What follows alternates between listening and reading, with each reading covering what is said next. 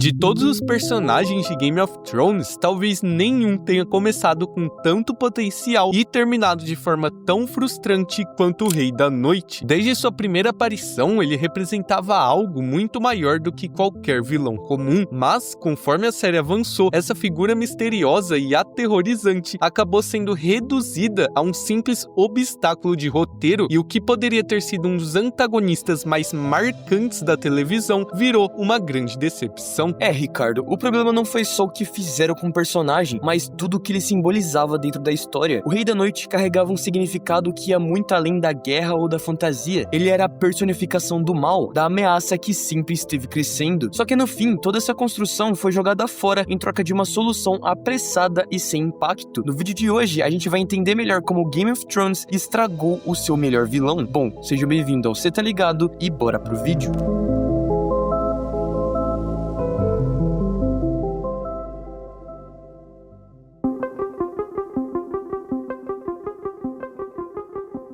Desde o início, Game of Thrones sempre soube trabalhar muito bem com o mistério. A série não precisava mostrar tudo pra causar impacto, e o Rei da Noite era o melhor exemplo disso. Esse vilão não aparecia com frequência, não tinha longos diálogos ou discursos, mas cada vez que surgia em tela, a energia mudava. Era como se a própria atmosfera da série se tornasse mais pesada, mais sinistra, como se a presença dele lembrasse o público de que algo terrível estava sempre à espreita. Enquanto os reis e rainhas lutavam pelo poder, pelo trono de ferro, o inimigo Master permanecia nas sombras, quieto, crescendo aos poucos e esperando o momento certo pra agir. E é aí que mora a genialidade da escrita. Só pelo simples fato de sua existência, o Rei da Noite conseguia aterrorizar mais do que qualquer outro vilão. Era como um aviso de que todas aquelas disputas por poder eram insignificantes diante da verdadeira ameaça. E é justamente essa presença silenciosa, mas que possuía um grande simbolismo por trás, que fazia dele um dos personagens mais enigmáticos e fascinantes de toda a série. Exatamente, Davi. O Rei da Noite sempre foi mais do que um vilão, ele era uma ideia. Sua presença representava o colapso de toda a ordem conhecida, o apagamento completo da história, da memória e até da identidade. Ele era o fim, o inevitável, a personificação do mal em sua forma mais pura, sem orgulho, sem ambição e sem emoção. Ele não buscava o poder, trono ou glória. Tudo o que ele queria era o silêncio, o vazio, e essa ideia era brilhante, porque transformava Game of Thrones em algo muito maior do que uma guerra política.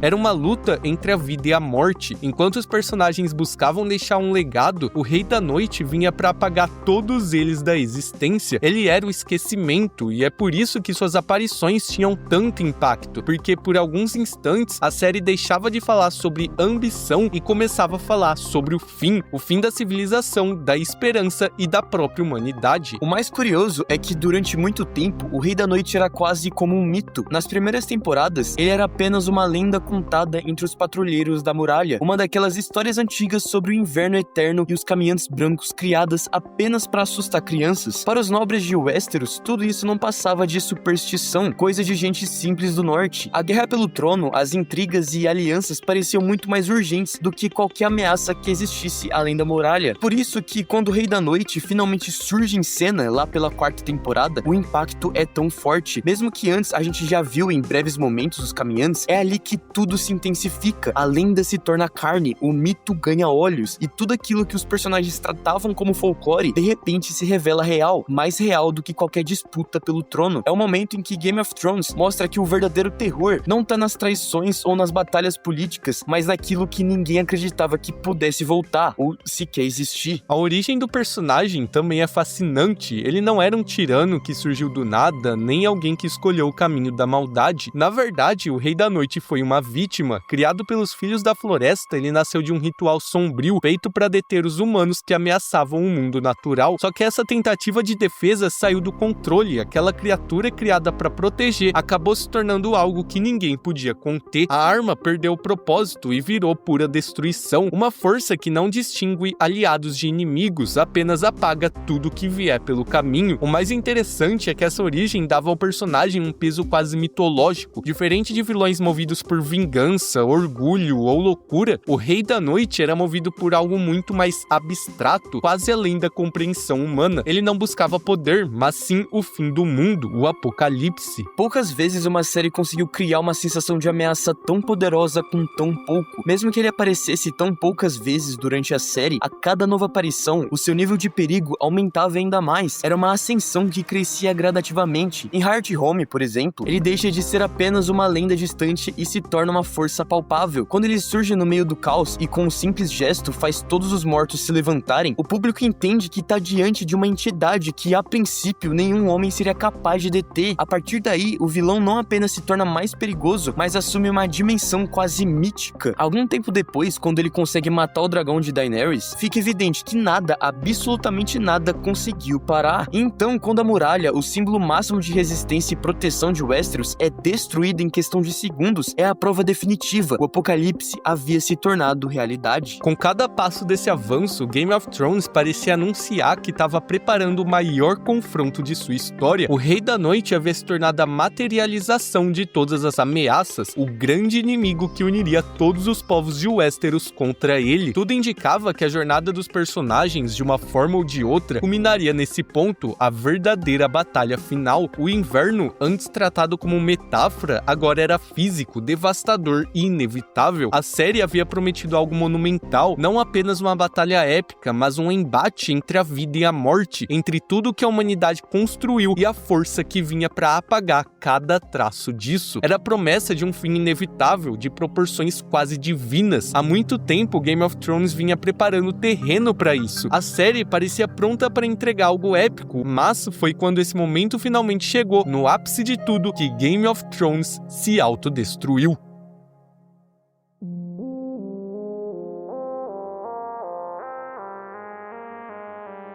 O grande problema do Rei da Noite não estava no personagem em si, mas sim na forma como a série decidiu concluir sua história. Esse vilão representava uma ideia, ele era a consequência de tudo que Westeros ignorou. Por anos, a série nos provocou com perguntas, como por exemplo, o significado dos espirais dos corpos e as motivações por trás do vilão. Mas de repente, é como se nada disso tivesse importado, porque no final, ele foi reduzido a um vilão qualquer, um chefão final que precisava ser derrotado para abrir espaço para o clímax político que nem sequer aconteceu, e isso foi uma escolha que esvaziou tudo que tornava o personagem fascinante. O que deveria ser o ápice da mitologia e da magia na série se tornou apenas mais uma batalha, mais uma vitória rápida. O que mais dói é que Game of Thrones sempre se orgulhou de ser uma série sobre consequências. Nada ali era gratuito, tudo tinha um peso. A morte de Ned Stark, a queda de Robb, a destruição do Septo, tudo tinha um sentido dentro da narrativa, mas quando chegou a vez do Rei da Noite, nada disso foi respeitado. A sua derrota foi conveniente e sem o mínimo de lógica narrativa. A tão aguardada longa noite se resolveu em poucas horas, sem grandes perdas, sem o impacto emocional que se esperava de um evento que prometia ficar marcado na história daquele universo. O inimigo que representava o fim da humanidade foi derrotado em um golpe súbito, sem sentido, sem consequência. Além disso, a batalha, filmada quase toda na escuridão, muito mal iluminada, parecia mais confusa do que épica, mais preocupada em chocar do que em construir tensão. O que deveria ser o momento mais grandioso da série acabou se tornando mais vazio, um espetáculo visual em que a forma engoliu completamente o significado. E esse desfecho apressado destruiu algo muito importante, o sentimento de medo. Durante 8 temporadas, o Rei da Noite representou o terror que cercava a série, mas quando ele foi derrotado em uma única noite, sem revelar motivações, sem deixar consequências reais, todo o peso construído simplesmente evaporou. Aquele medo que movia os personagens desapareceu, e com eles apareceu também a tensão que fazia Game of Thrones ser o que era. O fim dele foi tratado como um simples obstáculo de videogame, rápido, prático e comparado com sua verdadeira ameaça, também foi fácil. A cena que deveria marcar uma geração acabou se tornando um momento polêmico e divisivo. Não porque a Arya o matou, mas porque a narrativa não sustentou a importância desse acontecimento. Faltou contexto, faltou peso, faltou emoção. No dia seguinte parecia que nada havia acontecido. Ninguém falava sobre ele. O mundo mundo seguiu igual, e o maior vilão da série foi esquecido como se nunca tivesse importado. E é curioso pensar que no fim, o verdadeiro inimigo de Game of Thrones foi a própria pressa. A série que um dia foi referência em desenvolvimento, acabou traindo tudo que construiu. O Rei da Noite, que começou como uma metáfora sobre o tempo e a morte, terminou como um enredo descartável. E o mais trágico é que com isso a série também perdeu sua alma, porque quando o símbolo mais poderoso do seu universo é destruído sem propósito, quando todo o seu exército infinito de mortos-vivos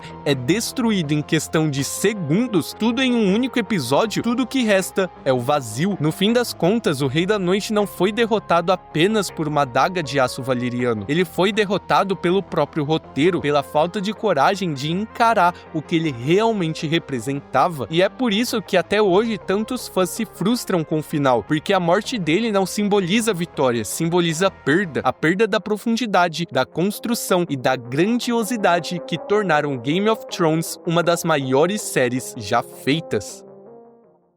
Mas e aí, o Rei da Noite é o seu vilão favorito de Game of Thrones? E como você imaginaria um desfecho melhor pra esse personagem? Bom, deixa aí nos comentários, se inscreva se não for inscrito, deixa o like, compartilhe o vídeo e não se esqueça de hypar também. Exatamente, Ricardo. E lembrando que a gente tem uma playlist aqui no canal só de Game of Thrones, então dá uma olhadinha lá, beleza? Mas a gente vai ficando por aqui. Muito obrigado a você que assistiu até agora e falou! Falou, galera!